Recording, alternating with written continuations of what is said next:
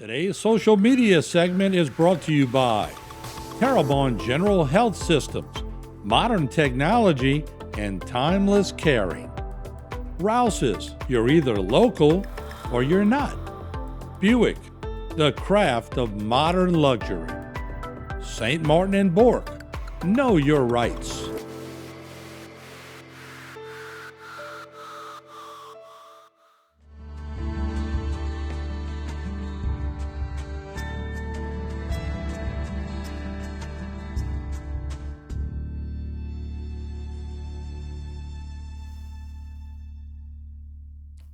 All right, it's that time again. It's Good Vibes time. I'm Martin Falls, and joining me once again, the fabulous Debbie Cox DeNova.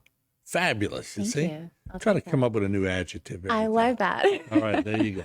All right, so we're going to talk about understanding human behavior. Yeah. Do we have 2 hours? I was going to say, I mean, there's a lot to unpack here. So we're going to give it a broad overview to hopefully at home, if you're dealing with somebody that just feels difficult, and we all have people that we kind of feel like, why do they operate that way? That you can get a better understanding, correct some communication so that you can get on the same page. Or dealing with ourselves.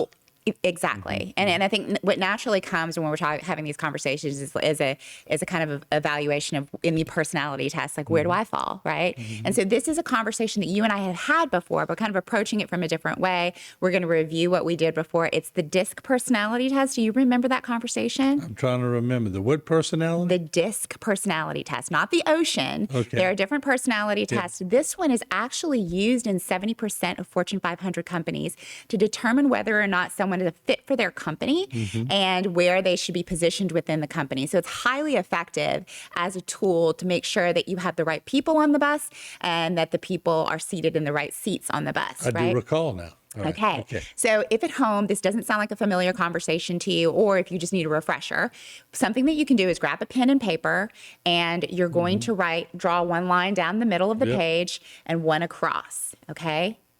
Yep. All right. So at the top, you're going to write outgoing. Top left? Just at the top of the okay. Yep, the vertical line.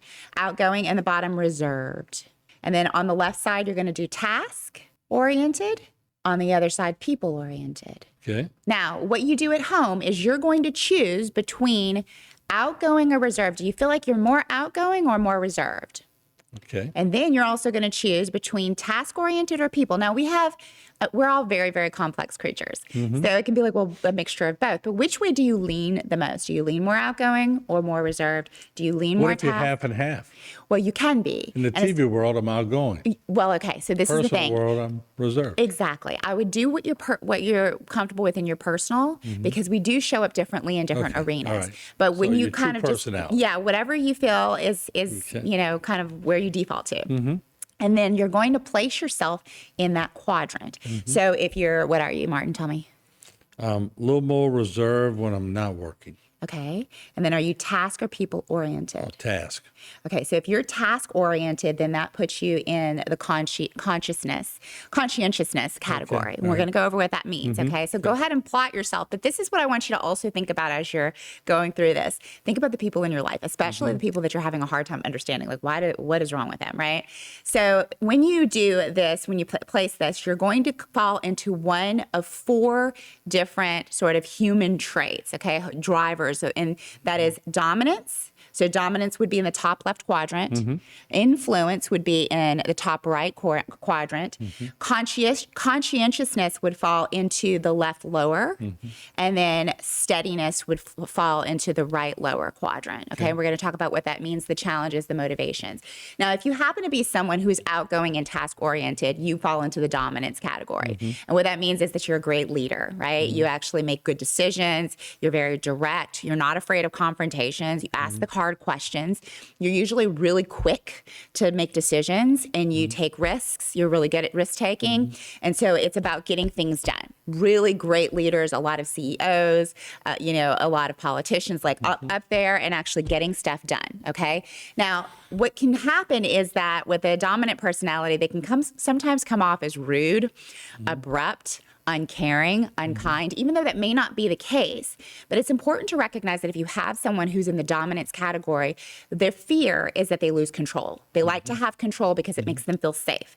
So if there is something that's pressing as a challenge, what they're liable to do is they're going to lock down even harder on the task. Like, let's get this done so we can get it complete, okay? So dominance category actually asks a lot of what questions. What's the bottom line? What's in it for me? Right. And so if you're dealing with someone who's in the dominance category, you want to first of all, give them an opportunity to have that sense of control so they know where they're going. They probably do have great insights because they typically are able to kind of lift out of everything. They're great multitaskers.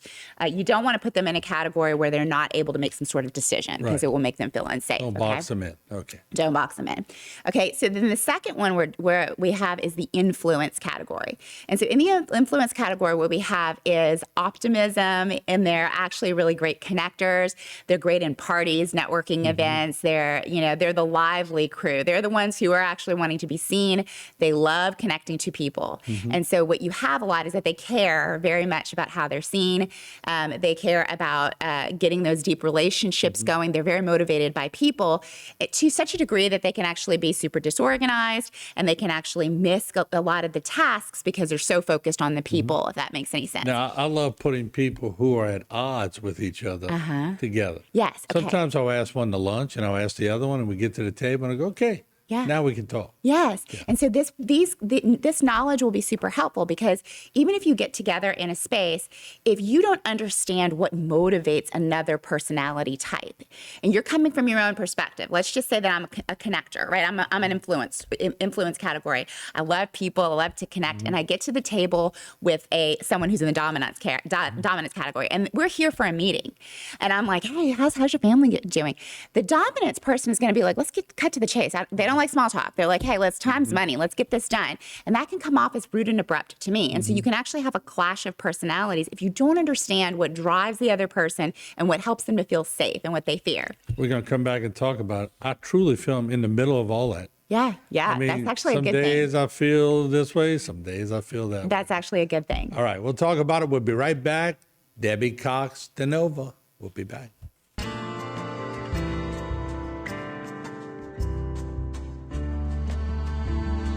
Today's social media segment is brought to you by South Louisiana Bank. It's better when we bank together.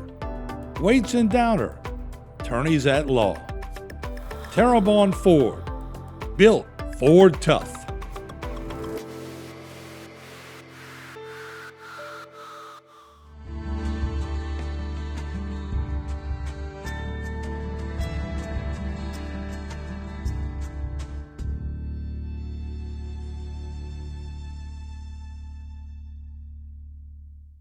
All right, welcome back. We have a great discussion going on with Debbie Cox DeNova, and it's understanding human behavior. Going into the break, my dad was reserved but loved people. He considered the Saints pep rally or whatever, and just talked to everybody. Yeah. Mom, she was more task oriented. Not a lot of small talk with people. Just give me a task and let me roll. That's it. But she had a great personality, but two different things. Oh, yeah. I feel like I'm a little bit of both. Yeah, and that's wonderful. And we're actually going to talk about that, because you're not locked into, when we have these discussions about personality, the concern is that people will take what they hear and go, well, I guess I'm a dominance. I guess I'm an influence. I guess I'm a conscientiousness. And they'll kind of box themselves even more.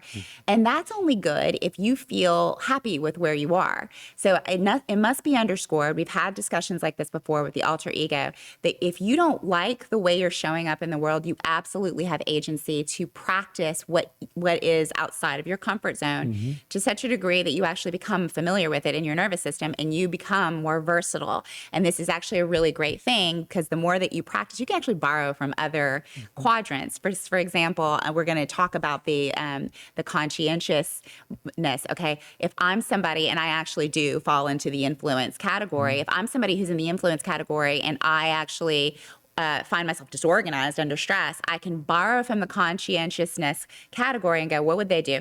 Oh, they'd make a list of things, right? And that checklist is going to help me to feel more organized. And so when you're able to do that, you become more well-rounded in life, and it's just a good thing.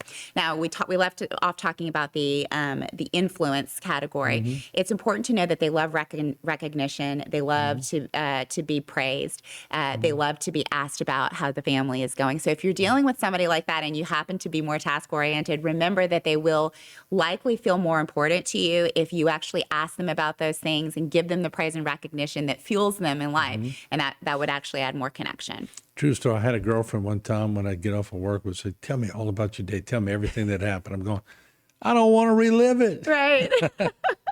Right. So this is an important. This helps you to remember, right? Yes. They like who questions.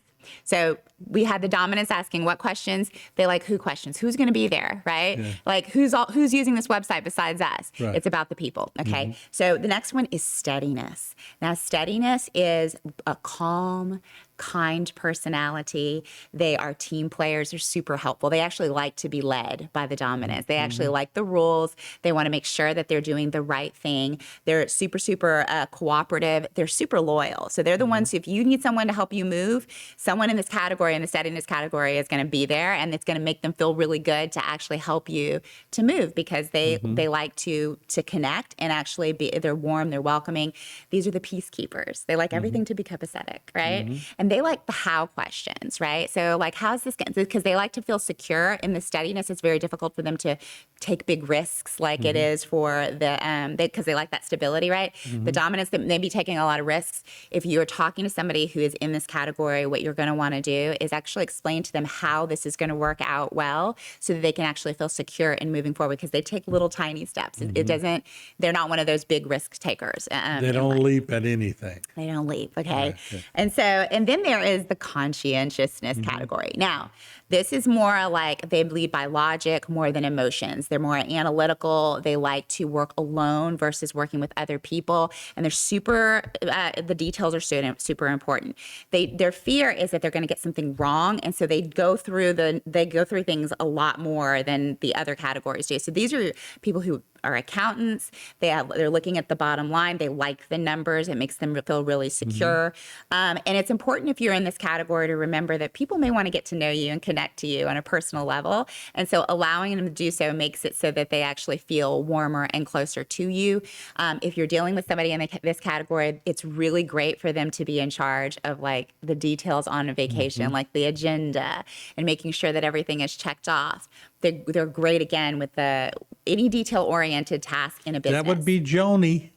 I thought of Joni. That would be Joni. Joni, I thought of you. Yes. Yeah. Joni would be a great one in this category. And so if you're doing a presentation for somebody in this category, what you're going to want to include are the studies and the numbers and the analytics, so that they can actually feel confident that this is actually right and accurate information that you're Joni's delivering. like a beast on scheduling and doing this and all that. I hate that. Yeah, and so that she's in a perfect position. I'm a promoter. Yes. But then I'll go in my office and do things. But she's very task oriented in that realm. Yeah. I feel like you are, even though you place yourself in the conscientiousness, there's like maybe your secondary is like the influence, the connection people, because you're very good with people. I'm a little bit of everything. Right. And so this I'm a mutt. A mutt. This is the important thing and I have become more because I used to be really shy and so this just kind of goes to that conversation of, just because you are finding yourself at first kind of wanting to work alone, because it could be trauma driven. It could be an adaptation from the family that you grew up in, or the circumstances from your youth. If it's not working for you, you absolutely can take yourself out into other categories, to the point where you're like, wow, I actually don't feel so connected to this category anymore. Or I can, in certain circumstances, I can come out of it if I so choose. Like, you're not pigeonholed when we're talking about these personality tests. So remember, Yeah, I think I could do all, but one thing, I could be submissive too. Yeah. And let somebody else have because some people die to have it. Yes. Go ahead. Yeah, Take it. absolutely. Yeah. So that's really important. And also important to note that there's no category that is better than other categories. We have, all of us have all of it within us. It's just where we typically lean. And all categories have both the stuff that works and then the challenges You got that a are lot presented. of everything. I do. And it is because of a lot of the work that I've done, honestly, Yeah, you know, okay. and so it feels really, So you have a good, well-rounded personality. that's how we get well-rounded, right? We just right. dip into other categories. Great show. I look Thank forward to next week. Thank you so much. All right, Debbie Cox-DeNova, the fabulous Debbie Cox-DeNova. See you next week.